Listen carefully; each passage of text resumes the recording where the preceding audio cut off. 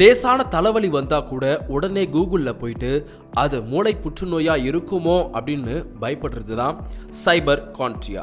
இணையத்தில் இருக்கும் தகவல்கள் பொதுவானவை, அதை உங்க உடலமைப்புக்கு பொருந்தவே பொருந்தாது. இதை பார்த்து தேவையில்லாத மன அழுத்தத்தை ஏற்றுக்கொள்வது நோயை விட ரொம்பவே பயங்கரமானது. இது தடுக்க உடல்நல குறைவு ஏற்பட்டா கூகுள்ல தேடாம நேரடியா நீங்க போய் டாக்டரை கன்சல்ட் பண்ணுங்க. இணையத்தில் இருக்கும் தகவல்களை ஒரு விழிப்புணர்வுக்கு மட்டுமே யூஸ் பண்ணுங்க. நோய் குறித்த தேவையற்ற வீடியோக்களை பார்த்து பயப்படாதீங்க. சுயமா மருந்து எடுத்துக்கொள்வதை தவிர்ப்பது ரொம்பவே நல்லது.